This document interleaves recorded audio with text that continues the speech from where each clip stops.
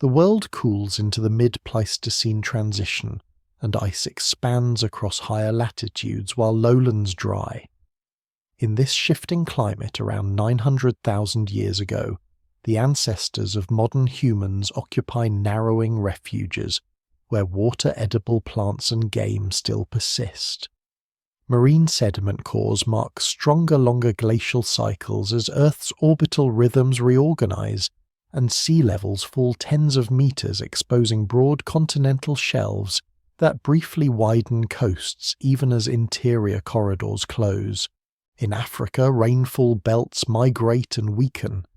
Basins that once held permanent lakes turn seasonal or vanish, and river networks fragment into isolated reaches that strand small foraging bands. Archaeology from this interval is sparse, yet one fact stands out in the wider timeline. Controlled fire use leaves probable traces in places such as Wonderwork Cave in southern Africa, near 1 million years ago, with burned bone fragments and ash lenses embedded deep in cave sediments. If intentional, such fire offers warmth, cooking and light as temperatures drop, but its mastery remains intermittent and uneven across regions. Stone artifacts shift toward larger cutting tools, in many sites a technological signature that suggests new strategies for butchery and woodworking under cooler, more variable climates. Genetic studies of living people add a quieter line of evidence. Coalescent models applied to whole genome data infer a severe, prolonged reduction in ancestral population size between roughly 930,000 and 813,000 years ago, with an effective breeding population on the order of about 1 to 1,300 individuals. This lesser-known detail hides in our DNA a long echo of scarcity rather than a single catastrophic day. The mystery persists over mechanism. Climate change is a compelling driver, but whether cooling alone compresses habitats enough to force this bottleneck, or whether additional stressors, regional droughts, novel pathogens, ecological competition or volcanic episodes compound, the squeeze remains unresolved. The fossil and archaeological record for precisely this span is thin and discontinuous, leaving room for multiple scenarios. At planetary scale, advancing ice sheets lock vast volumes of seawater winds intensify, and dust transport rises, shifting nutrient cycles in oceans and altering productivity on land. Monsoon systems oscillate, and corridors that once linked populations open for a few centuries and then close for millennia, setting a rhythm that favours isolation over exchange. Within that cadence, isolated groups endure in pockets, where springs persist. Gallery forests hold shade along rivers, or coastal flats concentrate shellfish on newly exposed shores. Such pinpoints as habitability may lie hundreds of kilometers apart, and movement between them grows risky as aridity spreads in intervening terrain. The number of ancestors implied by genetic models is small enough that chance matters. A poor season, a failed crossing, or the loss of a key waterhole could tilt the balance for an entire lineage. Yet the bottleneck does not erase them. They continue to gather stone-tanned embers and track shifting herds, carrying forward the cultural threads that archaeology later glimpses in tool forms and fire traces. As glaciers wax and wane over cycles measured in tens of thousands of years, these scattered fires of survival hold through cold nights and windy plains, and the lineage that will eventually lead to modern humans remains intact, diminished but persistent across a continent reshaped by ice, wind, and time. Awaiting continue.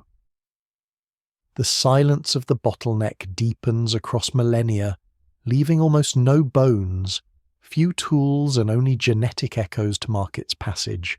In the genomic record of modern humans, long stretches of reduced variation signal that populations remain small and isolated for hundreds of thousands of years, a fact discerned only in recent decades with high coverage sequencing. Archaeologists search caves and terraces from East Africa to Eurasia and find gaps intervals where once frequent artifacts thin almost to nothing, suggesting that people are present in scattered enclaves but leave few durable traces. A lesser-known detail emerges from studies of sediment DNA and plant pollen in East Africa lake cores, show dramatic oscillations between wet and dry. Around this time, sometimes shifting within a few centuries, stressing vegetation and fragmenting animal communities on which humans depend. These oscillations coincide with the inferred decline, hinting that unstable freshwater supplies might be central to the bottleneck. The debate, however, remains unresolved. Some researchers argue that climate change alone cannot compress the global population so drastically, pointing instead to volcanic activity or unknown pathogens, while others propose that competition with other hominins might have played a subtle but compounding role. Fossils of Homo antecessor in Iberia and early forms of Homo heidelbergensis in Africa and Eurasia suggest a branching period in the human family tree when multiple species navigate the same climatic upheavals. Planetary patterns underscore the scale of this transformation. Ice sheets wax larger than before, each cycle lasting nearly 100,000 years, instead of shorter intervals, and atmospheric carbon dioxide plunges, tightening the grip of glaciation and extending deserts at lower latitudes. Winds blow stronger across the Sahara, and dust carried into the Atlantic fertilizes distant seas, while on land the once green corridors that allowed earlier dispersals out of Africa narrow into dry, barren belts. Against this backdrop, survival reduces to small numbers. Genetic models imply that the effective population dips to levels smaller than a single modern town, perhaps fewer than would fill one large stadium, and remains there for tens of thousands of years. Within such scale, cultural transmission becomes fragile, with each band holding only fragments of knowledge about fire tool making or seasonal roots. Knowledge that can be lost if one group vanishes. Yet resilience is also visible where rivers cut through rift valleys or groundwater feed springs. Humans continue to nap stone process carcasses and perhaps gather under shelters from wind. Archaeological horizons with Acheulean hand axes in East Africa may represent these small groups enduring through harsh swings, adapting as best they can. Each site is a reminder that even as numbers dwindle, continuity persists, for the lineage does not break. The bottleneck thus stands as both a mystery and a revelation, a span when humanity nearly disappears, compressed into refuges, while ice, wind, and drought reshape the earth. It is not a single catastrophe, but a drawn-out narrowing, a passage of vulnerability, whose imprint remains hidden within every living human genome, waiting millions of years to be uncovered by science. Awaiting continue. Across the continents, climate rearranges the stage and humans navigate landscapes that shift with each glacial rhythm. Expanding ice sheets in the northern hemisphere depress sea levels by more than 50 meters, exposing continental shelves and creating new coastlines that stretch outward for hundreds of kilometers. What appear now as deep seas are then vast lowlands, wide plains of grass and river channels where animals graze and small human groups may venture. Yet as seas retreat inland, droughts intensify, stripping water from lakes and shrinking forests, and many corridors of movement close. A fact from climatology emerges clearly: the mid-Pleistocene transition changes the length of glacial cycles from 40,000 years to nearly 100,000 years, locking Earth into deeper and longer cold periods. This shift coincides with the genetic bottleneck aligning planetary climate rhythms with human scarcity. A lesser-known detail lies in ancient pollen cores extracted from the Mediterranean and African basins, evidence shows abrupt swings between grassland and desert conditions, with forests retreating within centuries, a speed that presses both animals and people to adapt or perish. Such rapid pulses leave thin archaeological signatures with only scattered tools found in deposits separated by thousands of years. Scientists debate the cause of the genetic contraction. Some argue that prolonged instability across Africa breaks populations into isolated refuges, where only a few survive, while others suggest that volcanic winters or disease events overlay these environmental stresses. One unresolved mystery is whether the bottleneck reflects one region's crisis or a global event spanning all of humanity's ancestors. Fossil gaps compound the question, since very few hominin remains are securely dated to this period, leaving only scattered fragments to anchor the story. Planetary-scale processes continue to reshape ecosystems. As ice accumulates atmospheric circulation, strengthens driving powerful winds that transport dust across oceans. These dust layers visible in marine sediment cores record pulses of aridity on land. Glacial stages expand deserts, but in interglacial intervals rivers flow again, and green corridors reappear, allowing limited dispersal of people and animals. This oscillation creates a cycle of expansion and contraction that trap populations in repeating patterns of isolation and reconnection. For humans, numbering perhaps no more than 1,000 breeding individuals, each corridor opening is both opportunity and risk, with survival depending on timing, resources, and luck. Scale emphasizes the fragility. The entire ancestral population might be smaller than that of a single modern village dispersed over thousands of kilometers, separated by deserts, rivers, and mountains. In such conditions, the continuity of knowledge, tool-making, and even genetic diversity hangs by a thread. Archaeological traces from this time suggest that hand axes and large cutting tools persist, though often in reduced density, and fire use remains sporadic. Each ember maintained through the night may represent survival for a group facing cold winds on exposed plains. Through these millennia, humanity persists in pockets of habitability, holding through cycles of drought and glaciation, carrying forward the fragile continuity that will later expand into new migrations when climates ease. The bottleneck is therefore not an end, but a narrowing passage etched into landscapes of ice and dust, and preserved in the silent record of our genomes. Awaiting continue. In Africa, the changing climate leaves profound scars on the land, and the drying of basins becomes a central challenge for survival.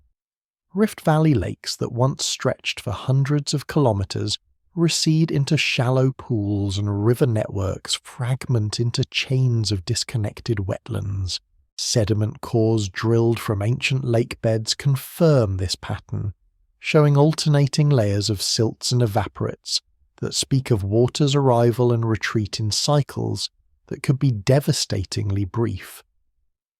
For humans who depend on fish, aquatic plants, and the animals drawn to shorelines, such fluctuations mean both feast and famine. A lesser-known detail lies in evidence from Lake Malawi and Lake Tanganyika, where cores suggest extreme low stands around this time, reducing some of the world's largest freshwater lakes to narrow troughs, their surfaces dropping by hundreds of meters. These contractions isolate populations of fish and mammals, and they also restrict the foraging range of human groups, forcing them to cluster around what little water remains. Archaeological evidence is rare, but stone tools found near ancient shorelines in East Africa hint that humans once tracked these shifting habitats, moving with the water and abandoning regions when drought became too severe. The unresolved mystery is how such dramatic environmental changes directly intersect with the genetic bottleneck.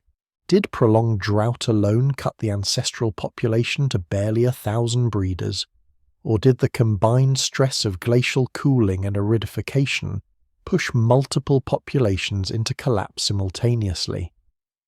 Some researchers argue that refugees along coasts may have buffered at least part of the population, while others see the drying of Africa as the primary driver of isolation. On the planetary scale, these regional droughts are linked to shifts in global circulation. Ice sheets in the north alter jet streams and monsoon systems, pulling rainfall belts southward or holding them offshore. As atmospheric carbon dioxide falls during glacial maxima, plant productivity declines, reducing both food and cover for animals and people.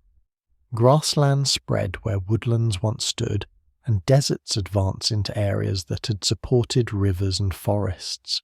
Such vast changes unfold over tens of thousands of years, but from the perspective of human groups numbering in the hundreds, they represent a relentless pressure, an environment narrowing year by year. The scale of scarcity is striking. Genetic modelling suggests that for more than 100,000 years the effective human population remains below a few thousand individuals, a number smaller than the passengers on a modern ocean liner. Yet within this narrow survival, persistence continues. In small valleys where springs bubble up from fault lines, humans still strike stone to create sharp edges. Along diminishing lake shores, they gather shellfish and hunt gazelle drawn to the last water. Cultural continuity survives in fragments fragile but enduring. Through the drying of Africa, the bottleneck tightens, shaping the lineage that will one day expand again when climates shift toward wetter, more forgiving intervals. For now, existence depends on each river, each spring, each ember kept alive against the wind. Awaiting continue. Through the long bottleneck, human presence flickers like scattered fires, isolated and faint across vast continents. Archaeological traces from this interval are exceptionally sparse, yet certain sites suggest survival in refuges where resources concentrate. In East Africa, sediments in Olduvai Gorge record shifts in volcanic ash, animal bones and stone tools that indicate intermittent human activity, despite harsh environmental swings. In southern Africa, evidence from caves such as Wonderwork hints at controlled fire used near 1 million years ago, though whether these embers mark deliberate ignition or opportunistic use of natural fires remains debated. Such sites stand as reminders that even with reduced numbers, groups maintain critical skills, stone knapping, fire tending and cooperative foraging, that allow endurance through long climatic stress. A lesser-known detail lies in microscopic plant residues found on stone tools, suggesting that during this era, humans broadened diets to include underground tubers and fibrous plants, a strategy that may help them persist when game is scarce. Each adaptation, though modest, contributes to survival across small scattered bands. The mystery persists over where exactly these groups find refuge. Some scholars propose coastal margins where shellfish and marine resources provide steady food. Others argue for highland caves or river-fed valleys where microclimates remain more stable.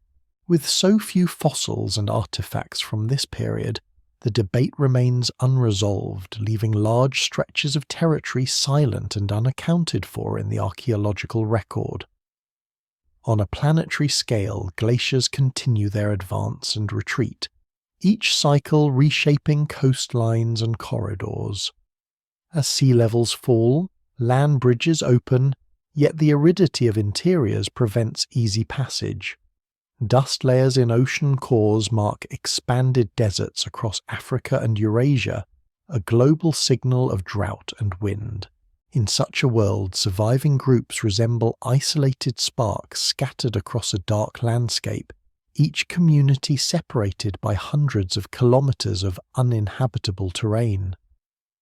The scale of scarcity becomes clearer when geneticists estimate that the entire breeding population may be smaller than that of a modern rural village.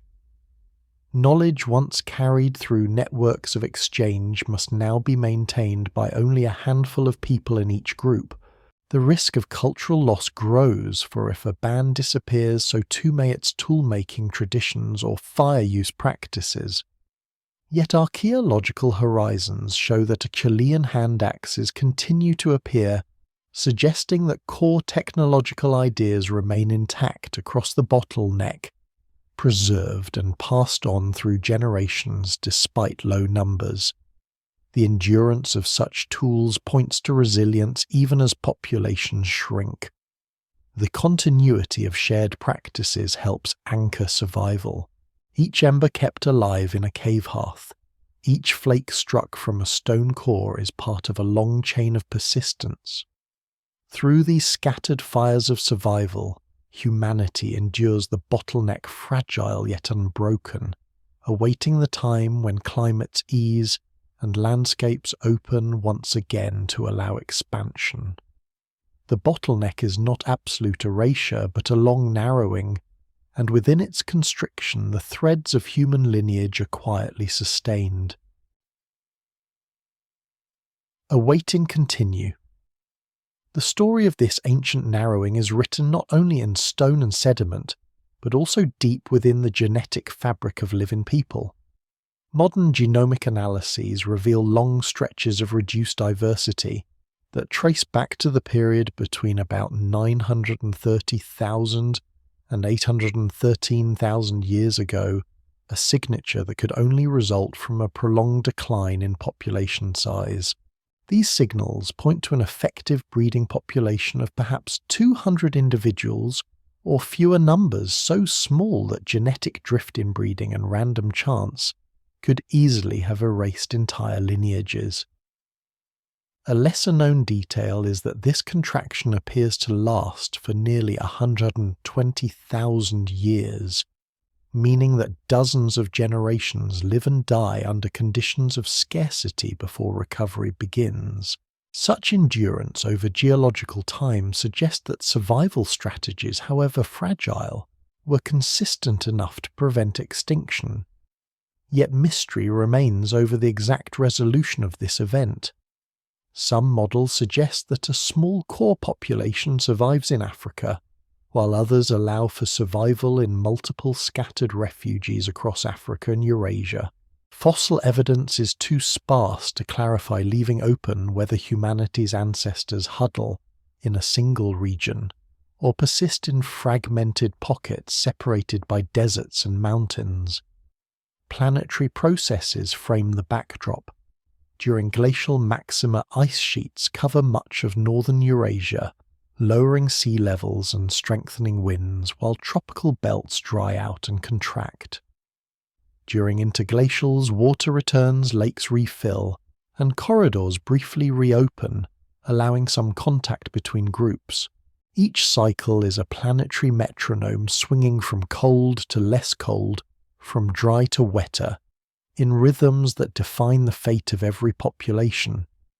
For humans at this time, numbering fewer than the passengers on a large ship, each climatic oscillation is decisive. A lake's return can mean survival, while its disappearance can erase a lineage. The scale of reduction emphasizes the fragility of human continuity. Genetic variation, normally a reservoir of resilience, dwindles during these millennia, leaving future populations shaped by only a fraction of ancestral diversity. Yet the persistence of certain genetic lineages proves that despite isolation, enough exchange or continuity remains to carry forward. Stone tool traditions continue as faint but steady markers, linking early humans across the Bottleneck to both their predecessors and their descendants. Archaeological sites show that Acheulean tools endure through this span, suggesting remarkable stability of technology, even when populations are at their smallest. Fire too appears sporadically, and though debated its use in caves such as Wonderwerk, hints that the knowledge of tending flames does not vanish. These continuities anchor humanity through a time when disappearance seems entirely possible. The bottleneck remains one of prehistory's most enigmatic episodes, a long silence in fossils, a sharp contraction in genes, and a planetary stage dominated by ice and drought. Yet through it, the human lineage holds on, maintaining just enough presence to persist, to carry memory forward, and to prepare unknowingly for expansion when climates shift once more. As waiting continue, while the genetic bottleneck narrows human numbers, other hominin lineages emerge, diverge or fade across the same expanse of time, suggesting that the early human family is more varied than the sparse fossil record implies. Fossils in Europe point to Homo antecessor around 850,000 years ago, a species with both archaic and more modern features, possibly a branch linked to later Neanderthals. In Africa, forms that will be grouped under Homo heidelbergensis appear closer to 700,000 years ago, though their earlier roots may already be present during the bottleneck. A lesser-known detail is the Denisovan lineage discovered only through genetic traces in a cave in Siberia. While the bones themselves are fragmentary and date later than the bottleneck, the lineage's divergence from Neanderthals may extend back into this critical window, showing that multiple hominin groups are navigating the same climatic instability. This raises unresolved questions. Did the bottleneck affect only the ancestors of modern humans, or did it shape other lineages as well? Some scholars argue that the contraction is specific to Homo sapiens' direct ancestors in Africa, while Neanderthal and Denisovan precursors in Eurasia may have followed different trajectories. The scarcity of fossils between 900,000 and 800,000 years ago makes it difficult to separate these stories, leaving the intersection of lineages uncertain. Planetary scale changes again frame the context. As ice sheets grow larger, Eurasia becomes a patchwork of tundra steppe and forest, demanding new adaptations from hominin groups who live there. Hunting large game requires cooperation planning and advanced tool-making. In Africa, meanwhile, the combination of drought and fluctuating lakes forces populations into smaller regions of habitability. Each group, whether in Africa or Eurasia, faces the same planetary rhythms of cold and dryness, but their survival strategies diverge. The scale of human scarcity becomes stark when contrasted with the wider hominin family. While our direct ancestors may number no more than 1,000 breeding individuals, related groups like early Neanderthals or Denisovans may maintain separate populations elsewhere, shaping genetic diversity that later flows into Homo sapiens through interbreeding events.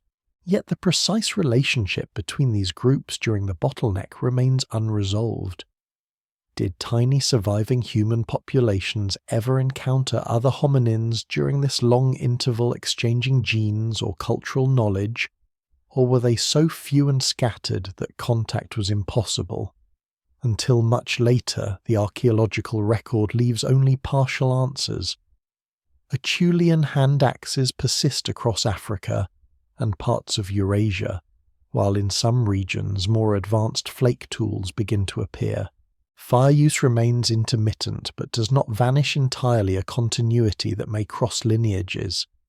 These shared practices suggest parallel adaptation rather than isolation in knowledge, even if populations are geographically cut off. Through this period, humanity's place is precarious. Our lineage is only one among several, and the bottleneck threatens to erase it entirely.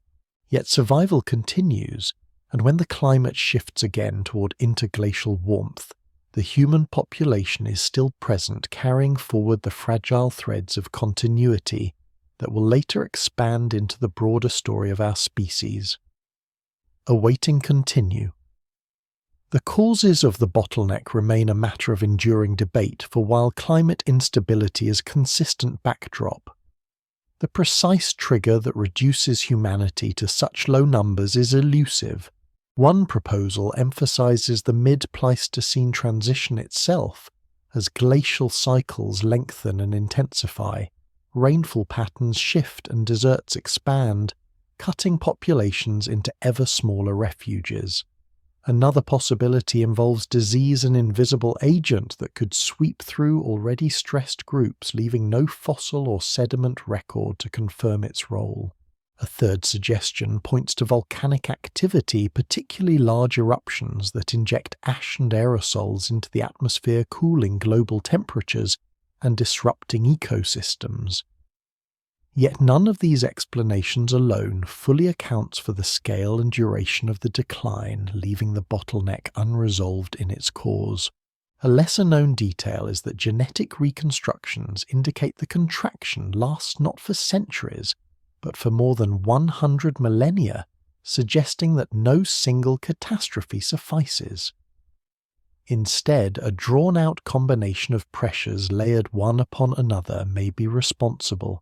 Extended drought, intermittent volcanic winters, fluctuating lakes and sparse food webs together, forcing populations down to a fraction of their earlier size. Planetary scale processes reinforce this picture. Ice sheets expand and retreat, with orbital rhythms lowering sea levels and exposing new lands while simultaneously desiccating interiors.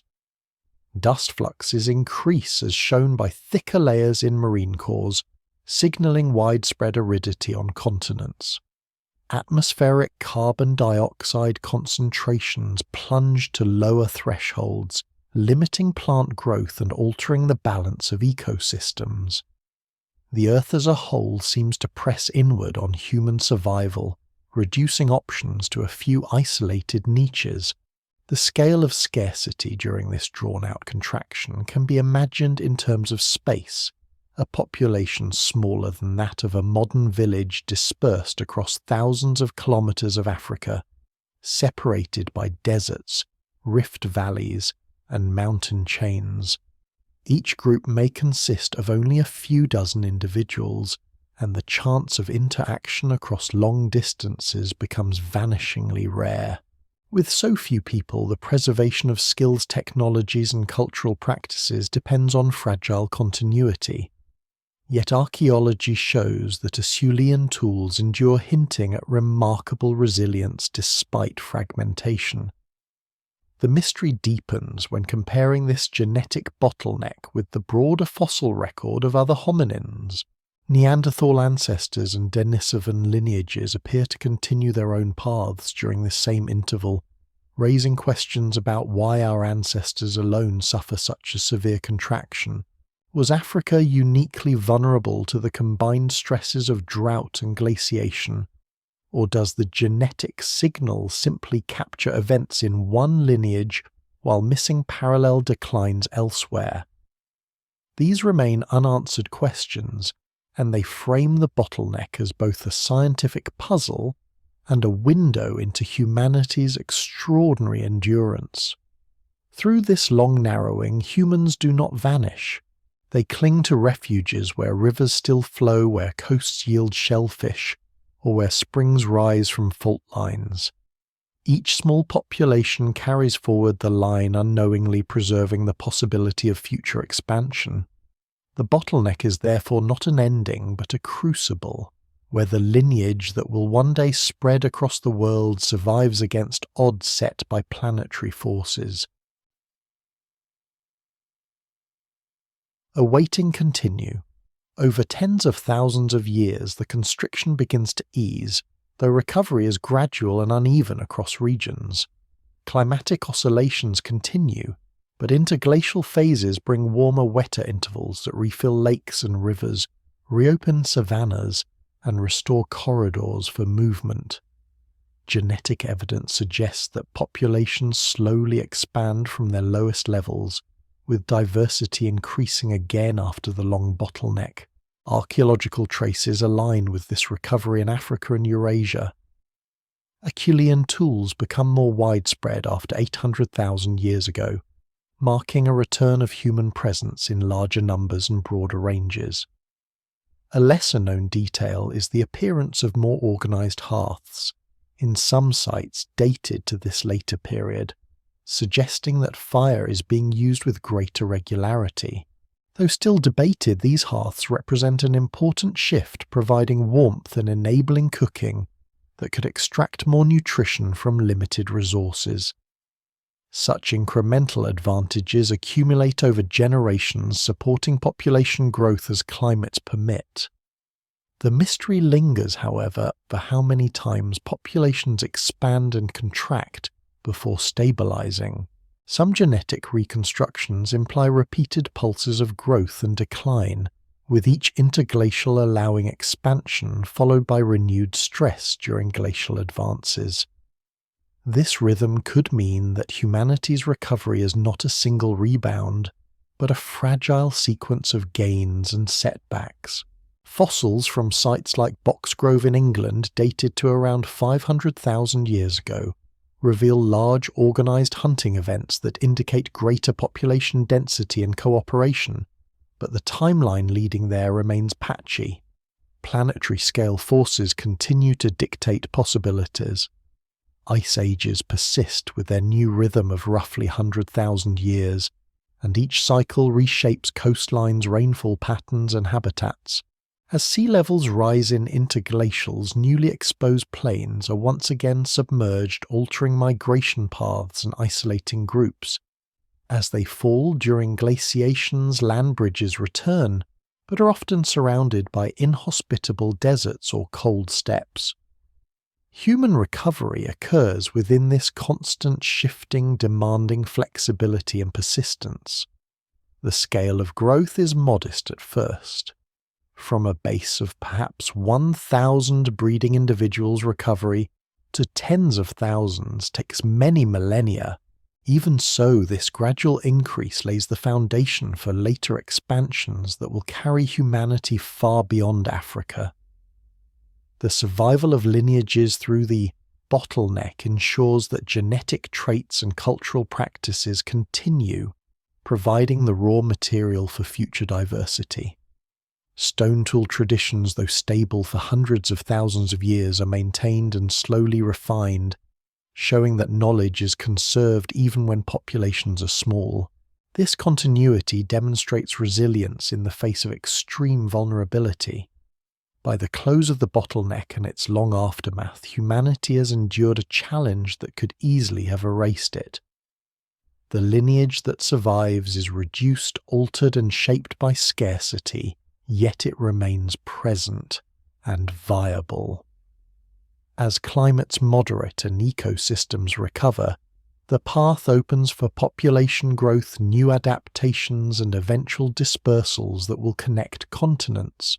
The long recovery is therefore both a survival and a preparation, the quiet groundwork for the later story of expansion that defines human prehistory. Awaiting continue. The memory of the bottleneck is not written in stories or artifacts, but in the silent record of firelight and genes. Around hearths, small groups gather to tend flames that keep predators at bay, cook food, and extend the hours of activity into the night.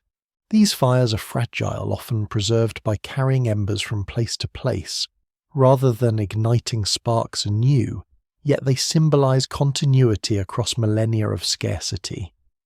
Archaeological layers dated near 800,000 years ago in Israel and China suggest more frequent fire use, hinting at a growing mastery that coincides with the slow recovery from near-extinction. A lesser-known detail lies in shell beads and pigment use found much later, but their roots may trace back to the cognitive and symbolic groundwork laid during this time, when language, though still invisible in the record, likely begins to shape communication within small groups. The mystery remains of when true spoken language emerges. Did the bottleneck accelerate its development, forcing tighter cooperation and planning among small vulnerable communities? Or does language evolve more gradually independent of demographic pressures? Fossils cannot resolve this, and genetics only hint at the timeline, leaving one of prehistory's greatest questions unanswered. On the planetary scale, the bottleneck coincides with a wider reorganization of Earth's systems, longer glacial cycles, larger ice sheets and atmospheric changes that set the rhythm for the next million years of climate. Humanity's survival occurs not in defiance of these forces, but within their bounds, adapting step by step to shifts in rainfall, vegetation and temperature.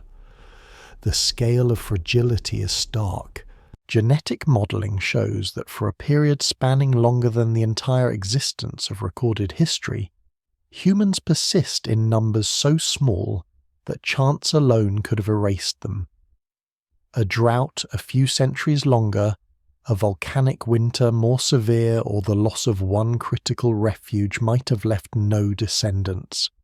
Yet against this improbability, continuity holds. Knowledge of tools, fire and cooperation passes across generations, carried by voices around dim hearths, and reinforced by repeated acts of survival. By the time populations grow again, humanity carries within it both the scars of near loss and the resilience forged through endurance. The bottleneck thus becomes a hidden foundation of the human story, shaping the genetic legacy of everyone alive today. Though it left few fossils and fewer tools, it imprinted a lasting signal detectable in genomes and climates, linking modern humanity to a time when survival balanced on the narrowest edge. In this way, the fires that once flickered in scattered caves and valleys remain present within us, their endurance. The reason that later migrations, languages, and civilizations are even possible. The bottleneck does not end the lineage. It refines it, ensuring that the fragile threads of continuity stretch forward into a wider future.